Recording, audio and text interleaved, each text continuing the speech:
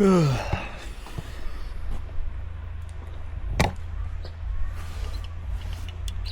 clean some plants up.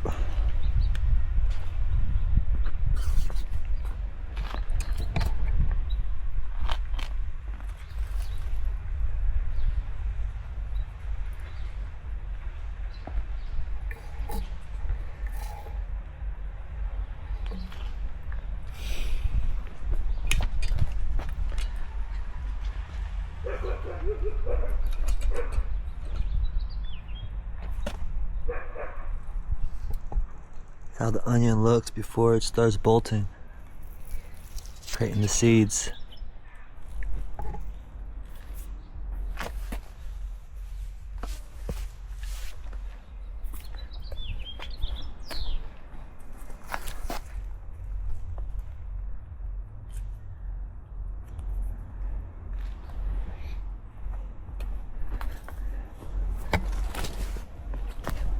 I found the vape pen that I've been looking for. Well, when I say looking, I thought I lost it in the gym. The Rove, the Golden Rove. Last night I have my headlight on. I was scoping out my garden, looking at plants, and I'm like, oh no, I forgot about the berries. And as I was looking at these beautiful berries, I look down and I'm looking at weeds that I've cleaned up now. Here they are. Here's the weeds. And as I was cleaning, literally right in there,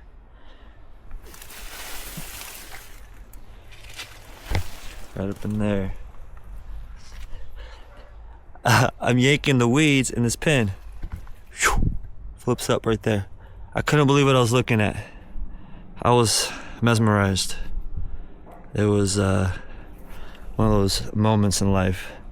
The one thing you need, I don't have the money right now. I'm waiting on this money specifically for this battery vape that cost me $16. It wasn't that much money, thank God. Very affordable and very hardy. I actually had water sprinkling out here, so I've gotten it wet. All that. Shout out to Rove brand. And I have a bunch of these 510 carts.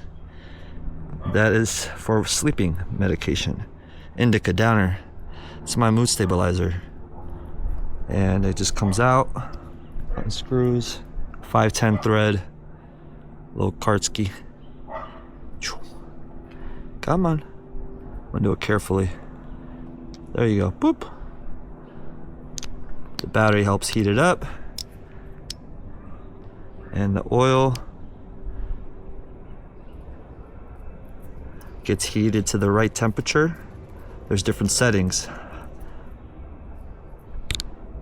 Hotter, more vape. You don't want to burn it. And that's how you get medicated. This one's called Super Pink Cake. It's called She Hits Different. The brand.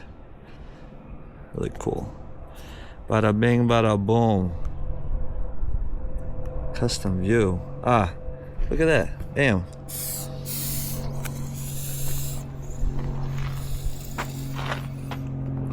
Shout out to the Rove brand.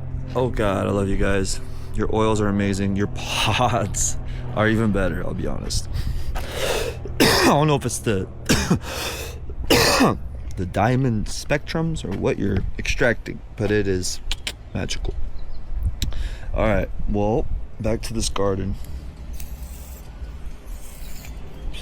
When I'm gonna be on an island, spiritually or physically, or scuba diving, or however it's all gonna work out. I'll be able to look back on this video and remember the beautiful garden. Let's see here. Let me turn this around. The barrage.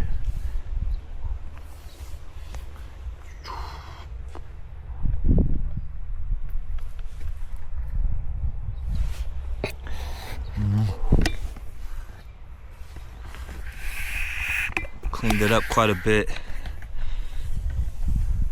Creating all this extra energy now going to the tops. And these seeds are finishing up, so they're going to be a lot stronger seeds. More power to them. I believe in that as a farmer.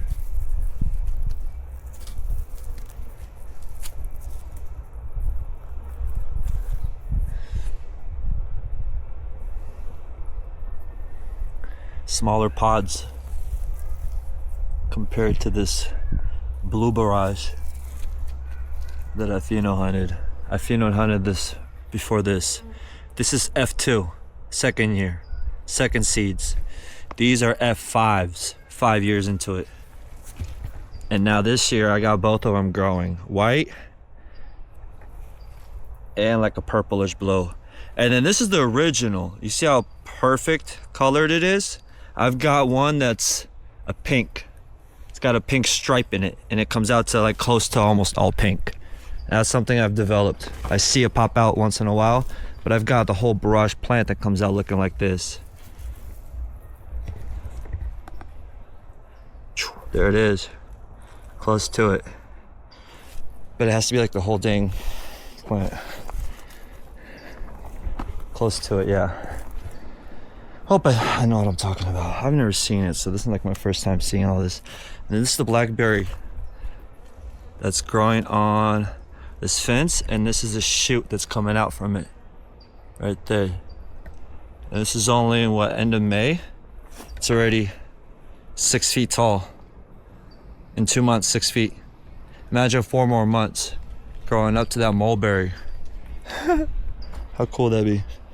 A little more barrage plants, little baby seeds. All this is mimicking on a farm. So imagine a barrage having its own space. And then you have, like, let's say specifically bees just for that space.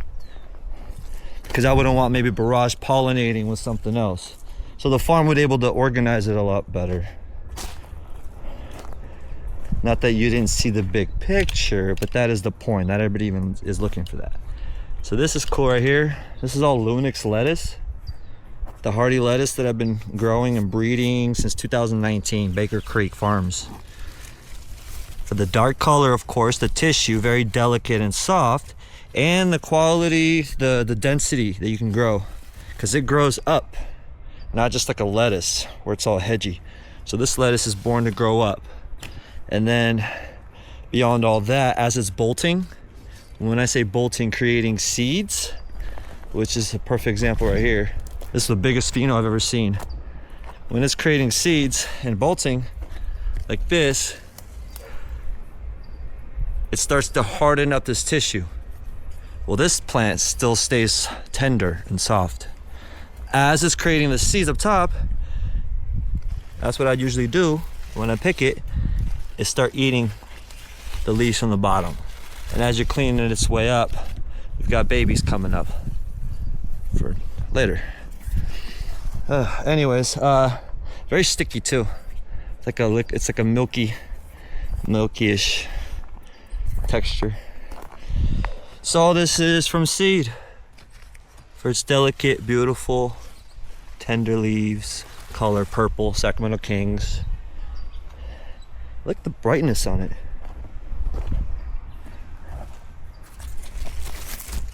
Very, very beautiful.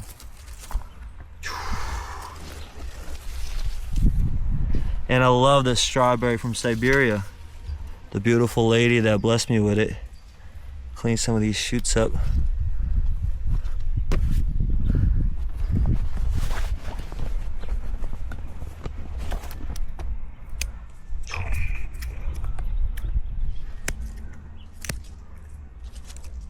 Should be composting everything. Been a little bit lazy. Just leaving it on the sides.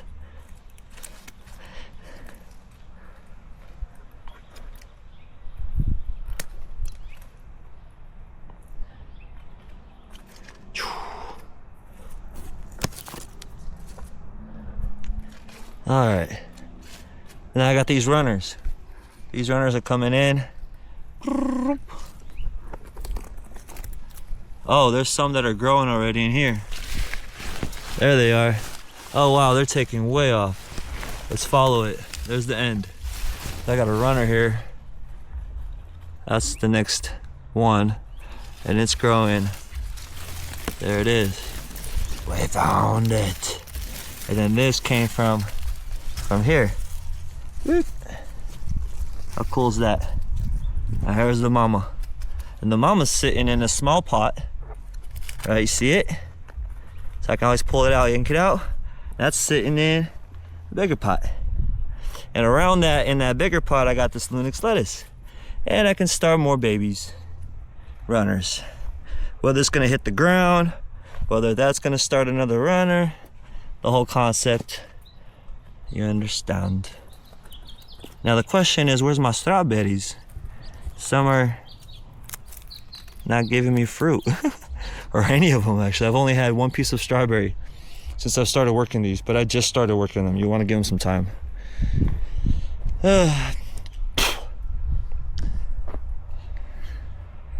See here, what else do I got? I don't know what's going on with this fruit tree that I've started from seed, but it looks like it's drying out on me. I don't know what I did to it. Nice little bushel of some hemp seeds. Trying to see how they do together. And they're doing great. Seeds have a taproot, goes down long. This is a long tall pot. So I got a whole bag full of taproots. And these plants are chilling, having fun. Different sizes. Boys are usually the biggest, girls are the smallest, or the smaller. And out of those, once they start sexing, showing you sex signs, you pick out the boys from the girls and you either breed them or take out the boys and flower out the medication with the girls. Oh, here's some boys that are showing me sex signs.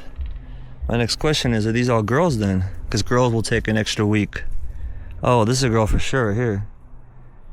I don't know if you can zoom in and see those little pistols in there. I got a wide-eye camera. But wow, it's a real healthy girl too. One of the biggest. She's second in run. Perfect. So that's what I'm looking for. Perfect example. So you see how this one is so thick?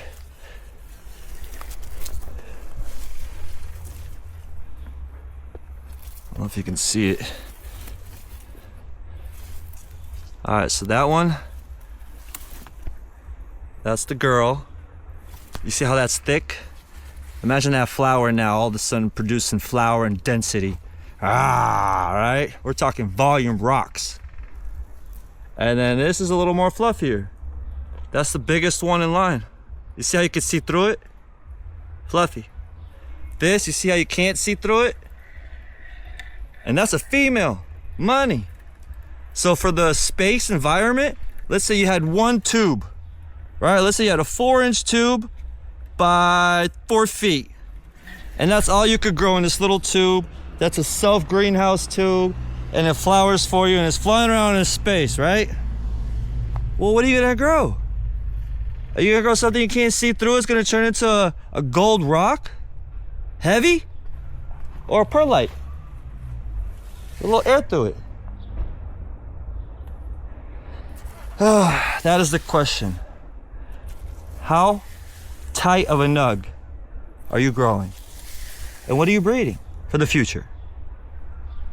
And that's where I came out with, not a Romulan. This is Romulan. This is Romulan. But Jack, bulletproof. Rom is not bulletproof. You see that? It does not snap. Bounces right back.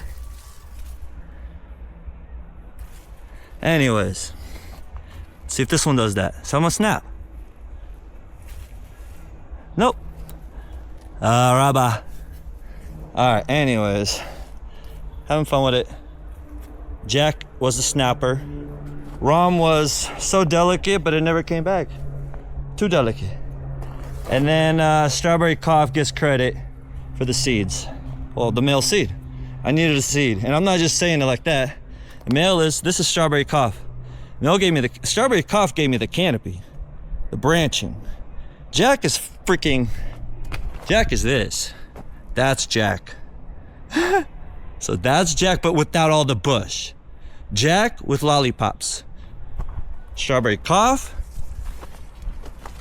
Perfect with lollipops. Boop, boop, boop, boop, boop. Rum, Mike's rum. I don't know what all that means. Mike's rum. Oh, flower. Mr. Nice Guy, Mike's rum. Boom. Mike's rum and Romulan, two different, same thing, but you know, he gave me a couple different flavors. Anyways, and that's where I got, yeah. So now you get what I'm saying. Boom, boom. Money. And that's where the back crossing comes in. I'm not gonna include Paul's Purple Fire. I'm gonna leave that man out of it. I didn't even run with his stuff like I wanted to. But yes, the breeding must go on.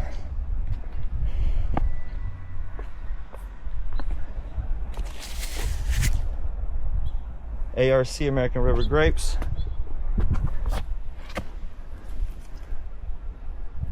Come on, strawberry.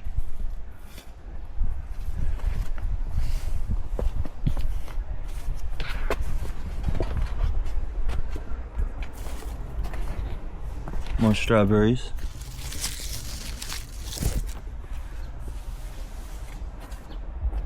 This citrus is so interesting. Semi-dwarf Chinoto.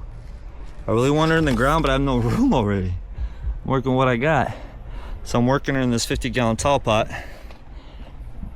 And I can't believe how much fruit she's got. Oops. Orange on top of oranges.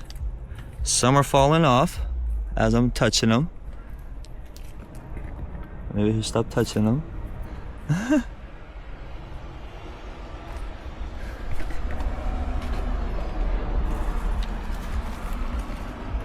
Look at all of it. Yeah, get it, get it. Excited. These are some of my phenos that have such flavor. One of my faves.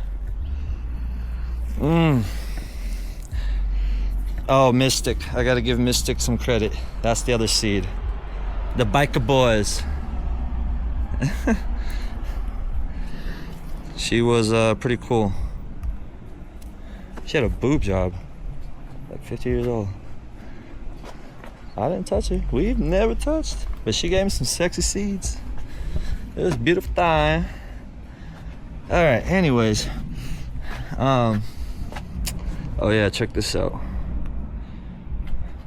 I was working on this last night. Cleaned up some grapes. Topped them. They're gonna get long. And this is more for developing root system with the fabrics. Can't really feed them, so I'm trimming everything so it doesn't get too wild. And these are the Lunix lettuces for the seeds. I really need this for the next farm. This is really important for me. This one plant, look how close of similar they are. This is why it's called selective breeding. You get best of the best. And it just keeps multiplying, gets better. Now this, look at this. What is this? Is this a similar type of genetic, but a little different now, crossbreed?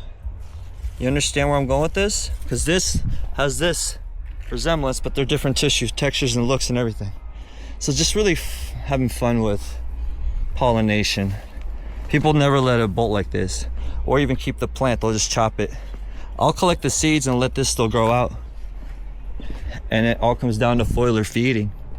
Foiler has a quicker reaction to the action. All right, it's getting hot out here. I'm about to go inside, upload this video, and I got these scissors. Well, might as well keep it running because I gotta clean a little some of these plants that I've been cleaning since last night. Oh yeah, check this out. So I got these clones, little clone table. Boop. And I've got a transplant. Look at all this different.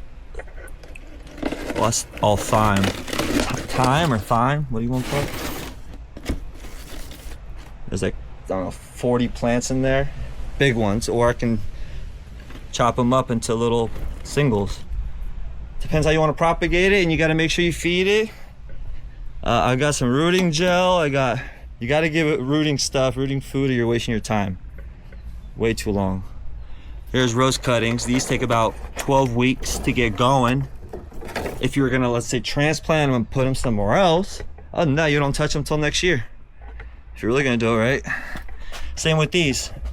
These are finally all rooting for me. Grapevines, cuttings, but I'm not gonna touch them till next year. Right now, they're just developing, designing their fruit system and the root system at the bottom. And they're showing me how good they're gonna be. Look at this little vine, gave me all this fruit. Maybe this one's not gonna be as strong of a vine. Well, look at this one. This one's giving me a lot bigger clusters and thinner clusters than this vine. Why are they all a little different? That's what I'm gonna be looking into now. So these are all this is all white, same vine. There's two vines. I got a white vine and a red vine. White's here, red's on the other side. And the mothers are white here. I cleaned them actually yesterday. White here, right here, do you see? And then right there. Throw all the vines away. Cleaned it up. Restarted it. It was taking over. They're very invested, and I wanted to just take over the whole yard. I've got what I wanted to propagate. If I can't get a place for these vines, then I'm wasting my time. Nobody appreciates it. They want ready wine now. All right, let me grab some water. I'm thirsty. Jesus, hot. Whew. I wish I had a mini ice machine. I need to put some ice trays in the freezer. Oh, excuse me. Oh, man. Life is good. So I got these peach seeds that I've been eating and collecting. Well, the peaches, not the seeds. I'm eating the peaches, collecting the seeds. Y'all see it? Boop. And it's my first year to ever even collect peaches. Beyond that, I have no idea what I'm even looking at. My grandpa had something similar to that, but I was 12 years old without a basketball. Alright, so here we go.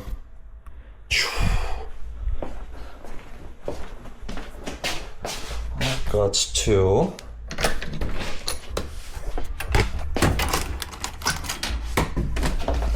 Find a home for these.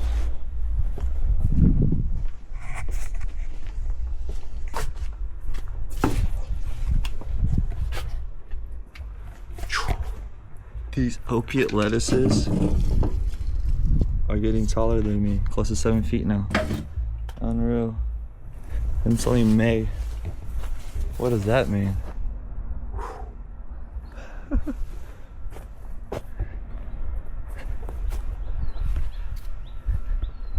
Brought this couch down finally. Nice little shady area. Sooner not later.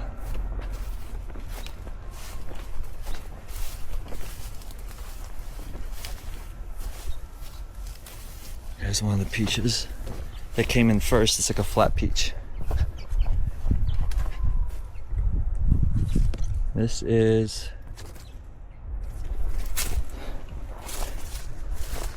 another peach that I haven't tasted yet. It's not ready.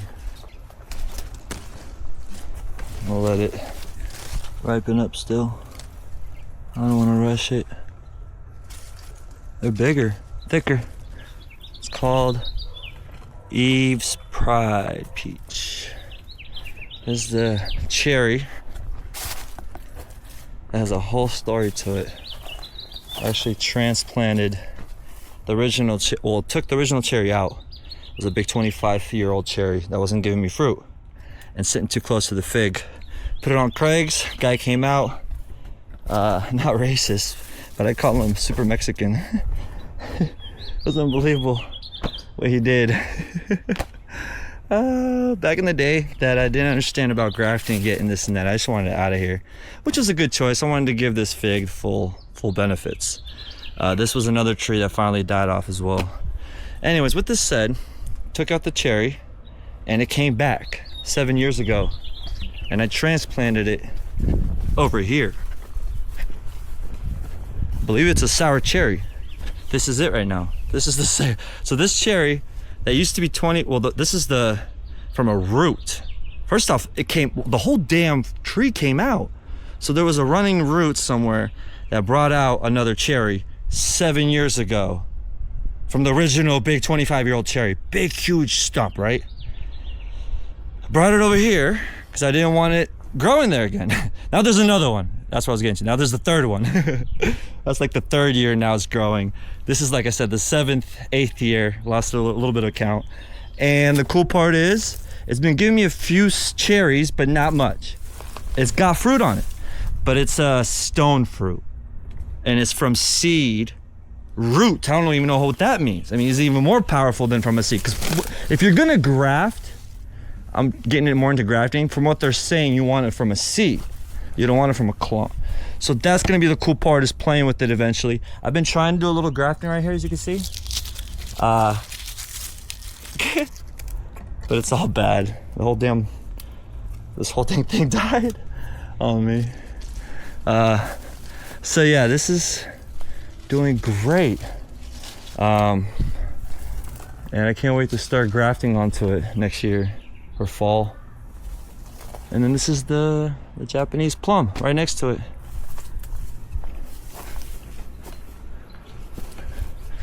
Cute little fruit skis.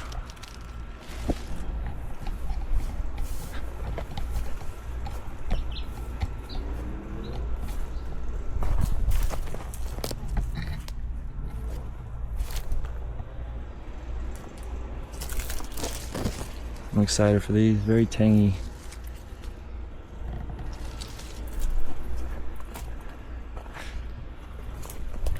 I've been really cleaning her and training her to finally just let her go. And now she's ready. See how these vines are all going down? That's the training part. I wanted half of the tree to stay low. So when I let her go, you got half the tree growing down, half the tree going up, side to side, filling up the whole canopy. Instead of it just being clean with, dude, that plum should have been, oh, are you kidding me? That plum could have been 50 feet high. That plum should have been easy. I don't want anybody getting hurt. Anyways, this is a grape that's growing from it now. I'll put a grape in here. And it's worked its way up.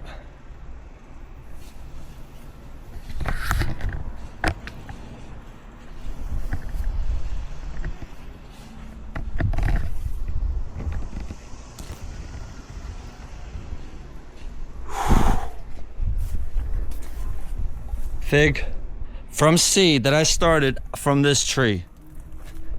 So from this fig, this was what, 8 years ago? Started this fig. I've been growing it gradually in pots, graduating it.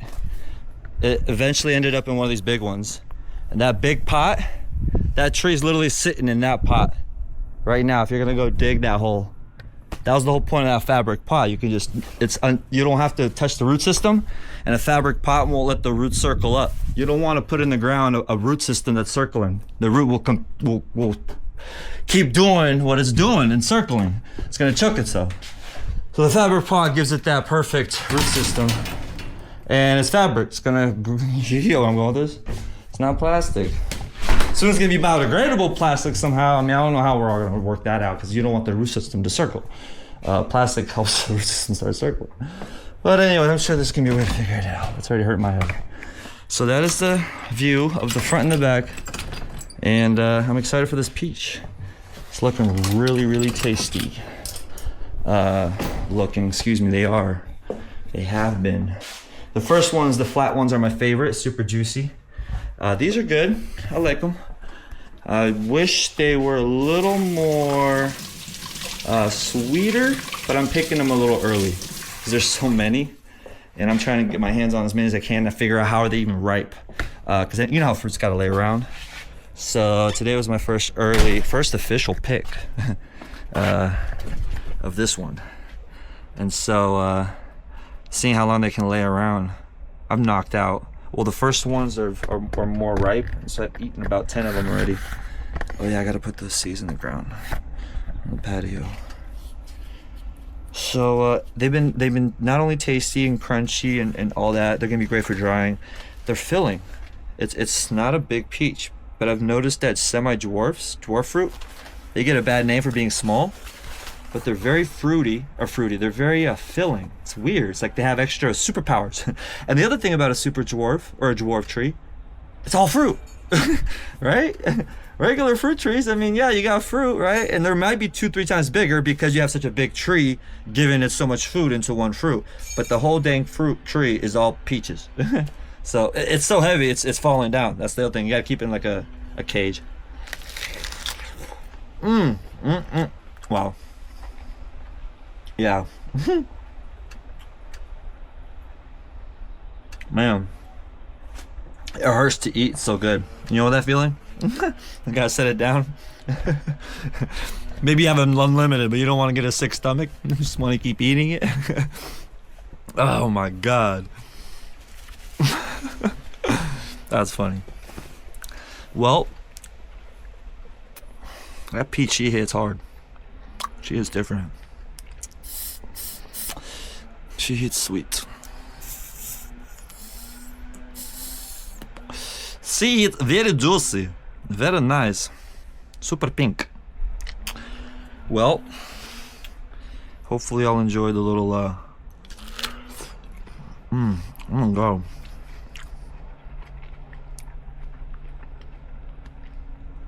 It's tangy.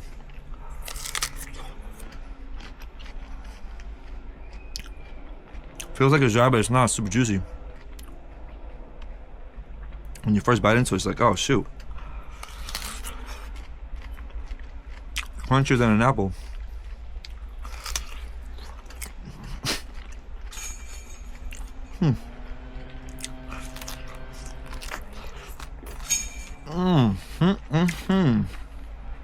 That's Sacramento. The Valley. Put that in the ground.